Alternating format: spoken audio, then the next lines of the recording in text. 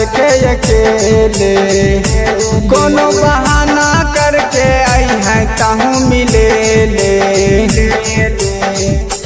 छौरी जाहिया दुर्गा मेला देखे अकेले। कोनो बहाना करके आई है ताहू मिले ले। हम झूला झूल हबो लगभग खेला खेल हबो तो लुट है खूब लहरिया हम रसगुल्ला चूसबो। हम झूला झूल हबो लगभग खेला खेल हबो तो लुट है खूब लहरिया हम रसगुल्ला चूसबो। बोला बोला दुर्गा मैया की। म्यूजिक बाय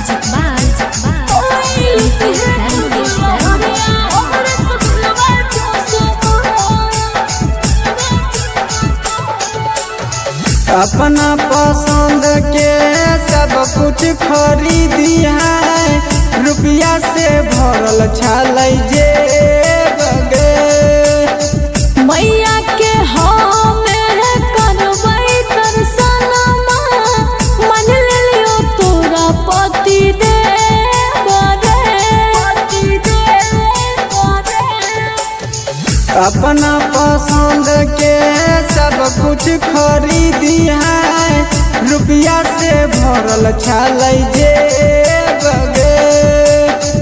मैया के हम करबै दर्शनमा मन लियो तोरा पति देव रे।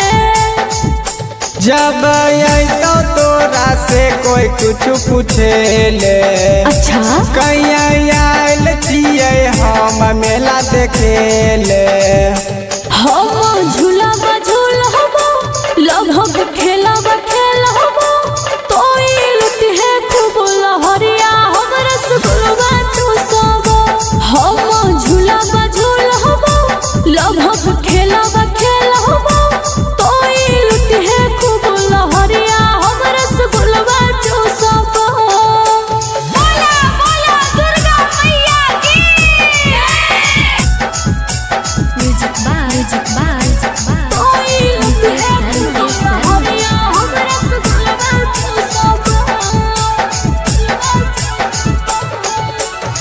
भर दिन तोरा माता कुआ देखैबो।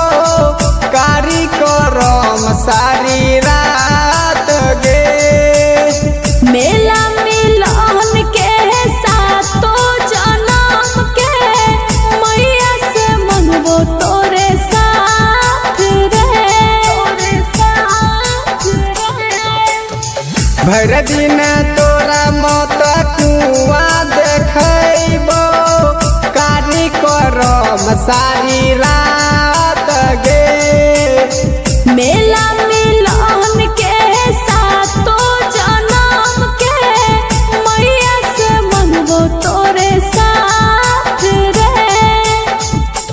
जय हमरे संगे सर्कस खेला देखे ले। पर तो सोनुआ संगे मेला में रहे ले। हम झूला झूल हबो लगभग खेला खेल हबो तो लुट है खूब लहरिया हम रसगुल्ला चूसबो। हम झूला झूल हबो लगभग खेला खेल हबो तो लुट है खूब लहरिया हम रसगुल्ला चूसबो। जय मां कत्यानी रिकॉर्डिंग स्टूडियो मानसी एक कन्या।